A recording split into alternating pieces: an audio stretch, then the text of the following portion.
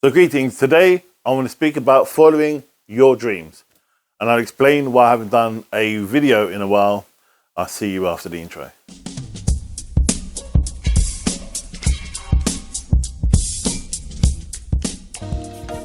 So greetings, welcome back. My name is M. I'm from Carnacalistics, where we learn together and we grow together in the sight of God. Boy, I haven't said that in a long time.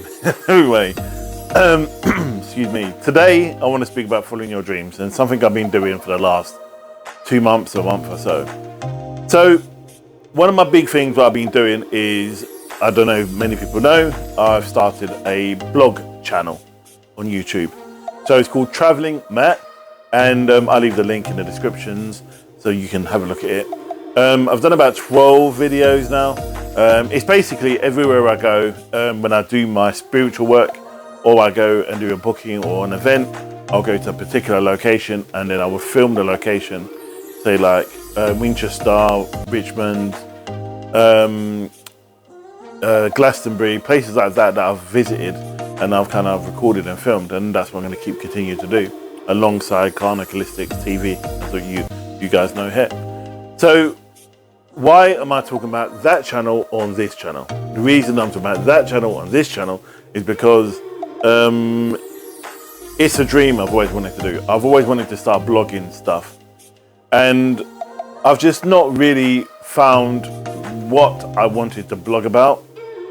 And a lot of the time, the things I wanted to speak about was more relevant to what I do or what's going on with me or people around me. As you know, this is what Carnacalistics is about, whether it's spiritual, political, social. I'll try to cover stuff, but don't make it too heavy. I wanted to try and get the message out there. So, but this time I wanted to speak about me following my dream, and you as well. You know,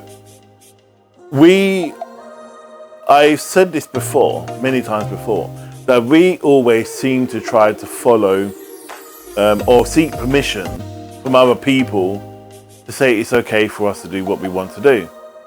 And then from that, what we end up doing is keeping ourselves in that box, a safety box, yeah? When at the end of the day, life is about expansion. Life is about growth, learning and making mistakes. I can't remember who told me this. Someone said that if you don't make mistakes in your life, how are you meant to grow? And hell, I made a lot of mistakes. But above all, it is about you learning from your mistakes in order to achieve your overall goal where you want to arrive at.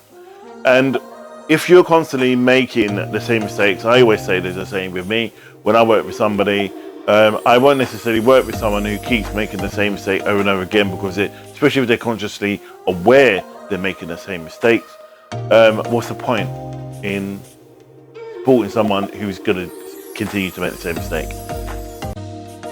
Now, with me, when I've done Travelling Matt, it's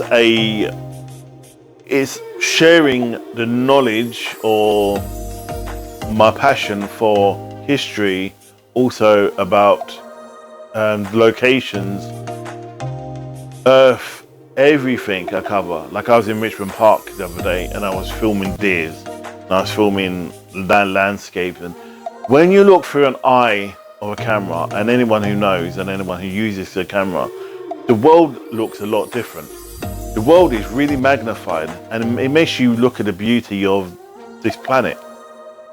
So when I look through, or when I record, I don't say, right, I'm going to record this and it has to be this particular way.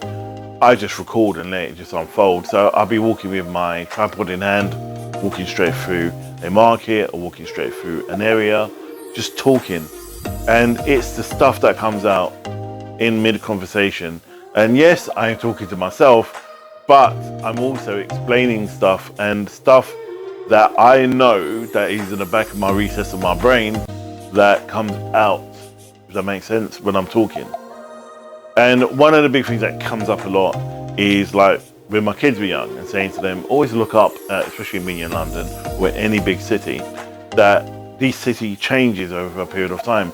So because you look up, we're so eye level, we forget about what's above eye level, because that is the old version of that particular area. So we all, not everybody, I'm just saying in general, we all seem to seek permission and get the okay that if we should do it. And this has taken me about 2 years for me to really understand what I wanted to do. And I enjoy doing videos, I enjoy blogging, I enjoy doing these videos with you guys. But talking on Karnak, though I love it, there is a box I'm in. Yeah, but inside that box, it's like I don't know what it's called, you know, the fireworks that split out. I'm in this box and I'm just sharing.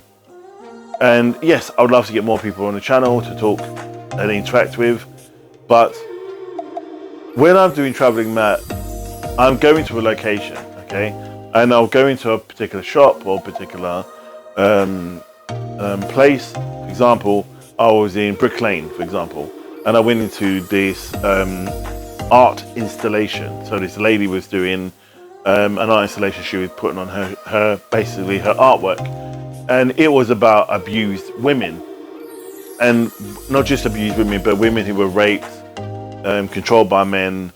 But this installation, yeah, was about the victims were talking. So there was a black screen, and these faces were just there. So everywhere was black, and it was just the woman's face talking about her situation that she went through, which, you know, is just terrible. It's just, you know, just tragic.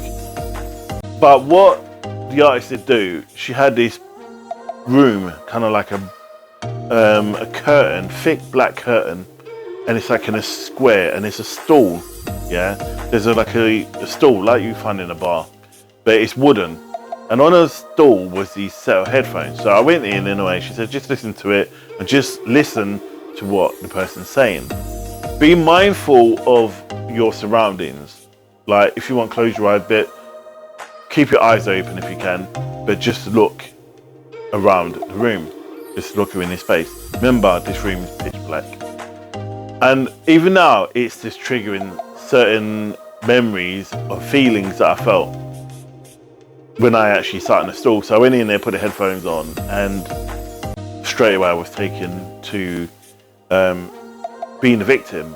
Like, though I'm a man, and the stories they're telling me, the way they were telling me the story, I was there. The difference is, I noticed, is that I could take the headphones off and I could walk out. These people, that's their lives, you know? That's their lives and what they have to face every day. That's why it's so important that we support and help these people. And that's the reason why I'm talking about it now, because this is one of the massive parts of it, of what Travelling Matt was doing. And the other aspect of that as well, so when I took the headphones off, I went out the curtain, and I went out to the outside world, and I was talking to the artist. She said, "How'd you feel?" So I told her, well, I just told you. And I said, but I'm a man, but I can still feel I think the vulnerability more than what women, it wasn't me as a woman feeling these feelings, it was me as a man feeling the vulnerability of helplessness, loneliness, scared, no way out, but there was a way out. Then I was conscious that I was a man, and don't get me wrong, men do get abused by other men. Men do get abused by women. A friend of mine used to be abused by his wife, so it does happen. All right, not on a grand scale. Probably abuse is abuse, and it's always wrong. But Travelling Matt, I would never have seen that or come across that if I was doing Karnak, you know. And though I love Karnak and talking to you guys, Travelling Matt helps me to bring some of their stories into this space, and being in that space, having this interaction with these people, even with stall holders, for example. There was a stall holder in Brick Lane, and he was working. He's an Italian, and everything that he was selling was all organic. Like, he was selling products like combs, oils and all this, but it was all British made. That was a big thing as well that I wanted to emphasize.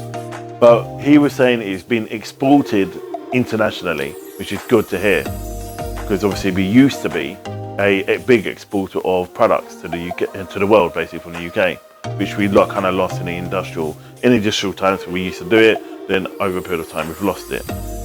So it's good to see that those on a smaller scale, it's still happening. We still have that ability to make that happen. So that was just him. There was other people. I spoke to a rapper, who had, he was in, I think it was a art, not art studio, it was like an art gallery. I can't remember the name of the gallery. Tate Modern he was in. And he got an award, so he performed there. And it was an artist of rap in a Tate Modern, which is, you would say, hearty-tighty, white middle class.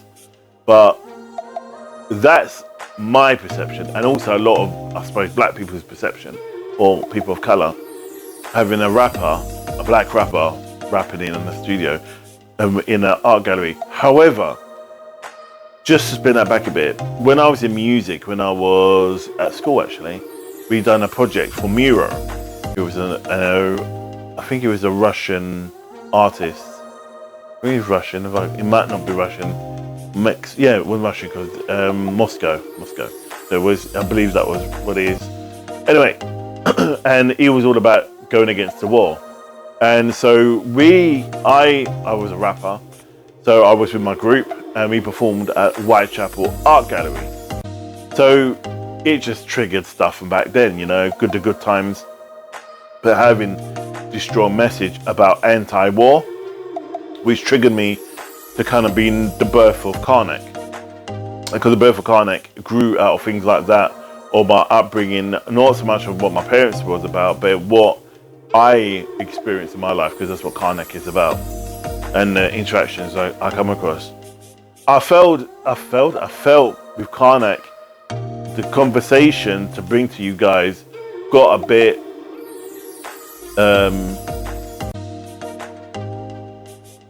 not stale, but aggressive to a degree, and I felt I wasn't in a good place.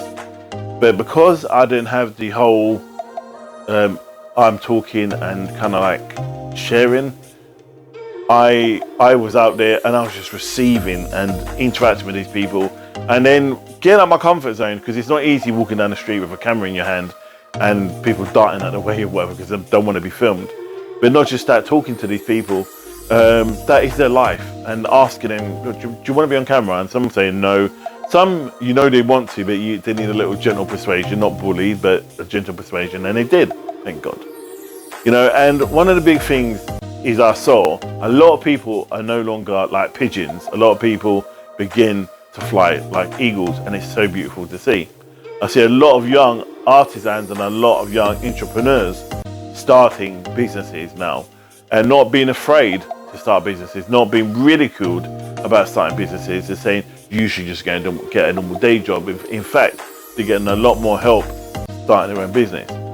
And this is where it goes back to what I want to talk about today, was about, you finding your own niche in life, or life, you don't need to seek permission from anybody.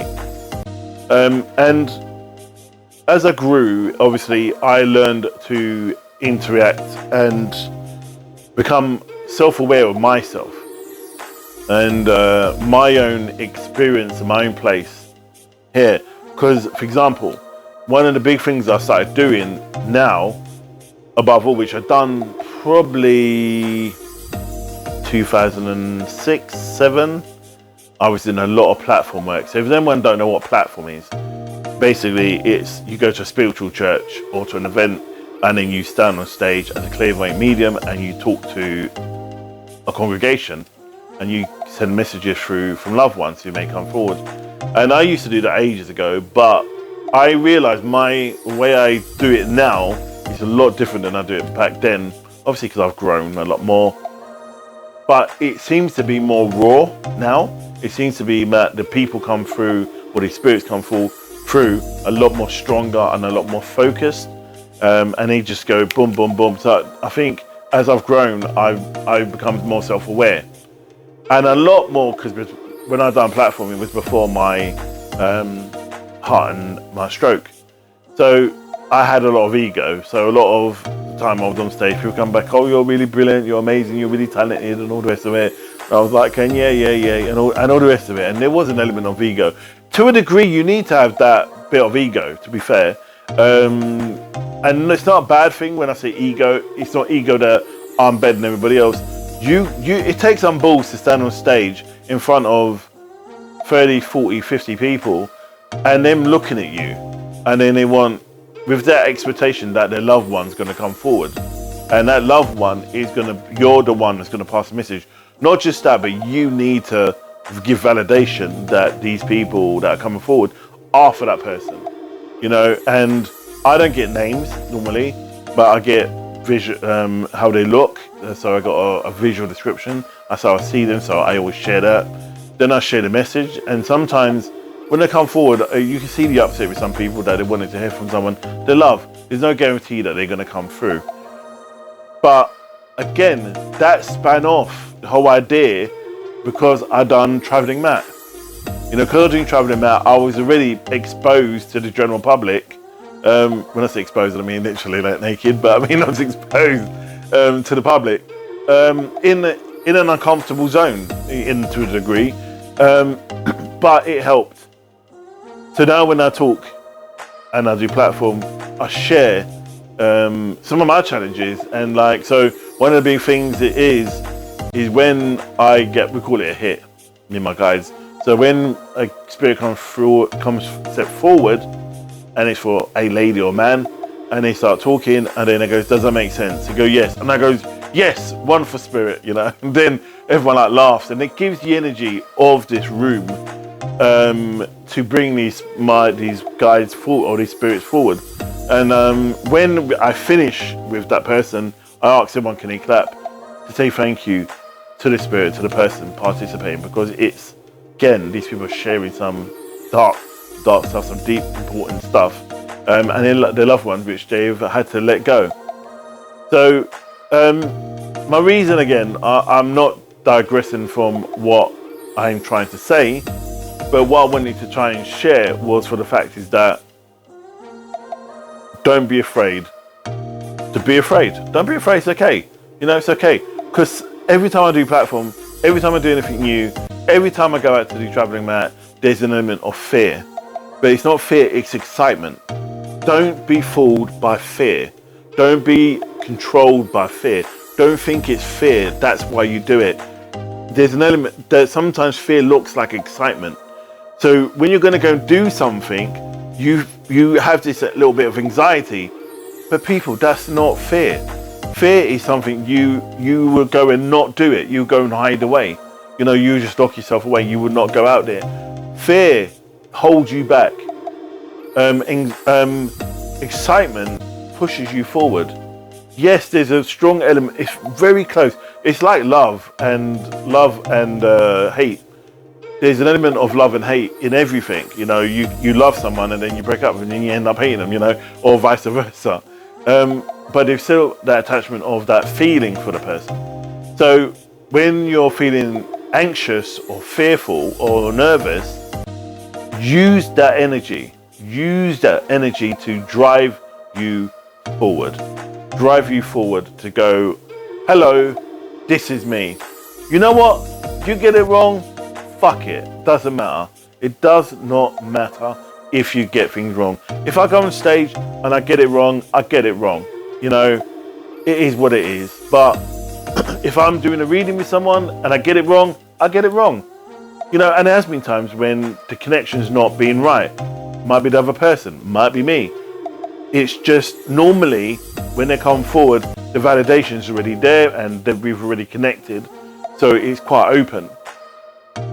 But it took years to get to this point. Yeah. I'm not saying it's going to take you years, but if you want to go and be a doctor, lawyer, cleaner, do it. So I work with people with mental health who want to go out and start their life again after facing some dark times in their life, and they are being either being sectioned or put in hospital, or they just have a breakdown. And it's my job to help them get back into society. And even going for a job interview with one person has massive anxieties for these people. But I say to goes, oh, but it's this thing, and it's only for a job for a cleaner, it's only part-time. And again, whether you're going for a job for a corporate company and you're going for a CEO job, or you're going for a job as a doctor or a lawyer or whatever, it's how you're feeling. This is normal. The fear you have right now, or the anxiety you're feeling right now, is normal. The difference is what you do with it.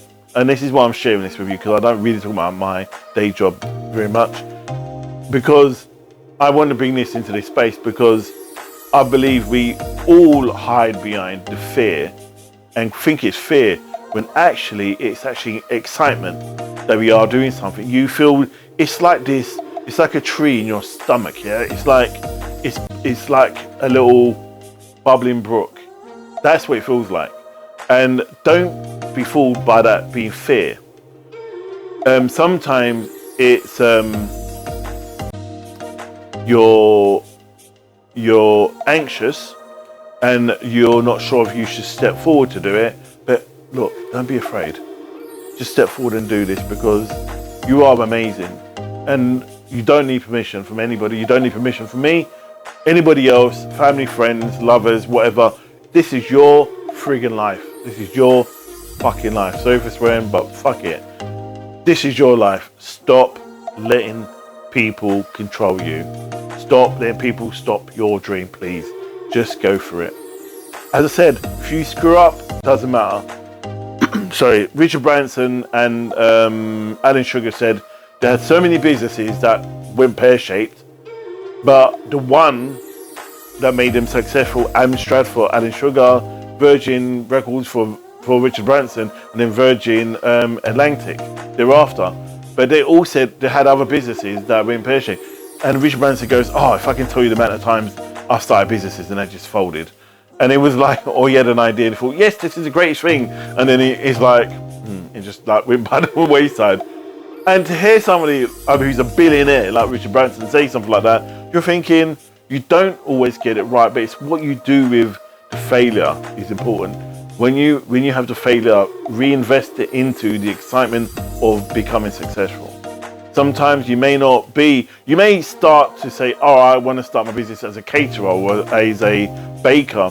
You may find you end up working in clothing, because that is for you to start looking at maybe being solo, being yourself, being on your own, doing your own thing. So it's not necessarily that you're getting to that niche or that area. It may be just that's where it naturally takes you. Like, how many times when you left school, for anyone who's my age, left school, I can guarantee you're probably not doing the same job now. But that interview when you might have been 16, you were nervous about, say if it's working in a shop. You're not working in that shop now. Or you're not working in, if you are good, amazing. But I'm 47 and I'm not working part-time in retail, but when I was going for the part-time retail, I didn't sleep. I remember it till today, a good 30 odd years later, but it's still the same concept, people. So don't let that feeling control you. So I'm going to end it on that. I went a bit longer than I thought, but I thought, what the hell? I haven't spoke to you guys in a while. And again, it's good to be back. Good to be releasing another video. And again, please guys, like, share and subscribe. I want to try and grow this as well. And I've also got my Anchor, which I wanted to try and promote more. It helps me to get better equipment to record for you. I want to be able to edit a lot more, maybe to do things live streaming somewhere for you guys when I'm away. But at the moment, I just use my phone and my mic and a ring light, and that's it. And I suppose it's good enough to do what I need to do, but I know God will bless me when the time's right. So I'm going to end on that. Thank you guys, and I love you all. And I'm sorry, no, I'm not going to apologize, but I'm back. Return of the Matt. So good to be back. And again, if you've got any questions or anything you want me to talk about, please put it in the comments, drop me an email, whatever, and just let me know, and I'll see what I can do, because I want to start talking about stuff that you guys want to talk about or want me to address. Anything spiritual, anything out there that you're nervous about or concerned about, work, love, spirituality, whatever, I'll do my best to try and answer it and use them upstairs to help answer your questions. Blessings, see you soon, God bless, stay safe, and namaste.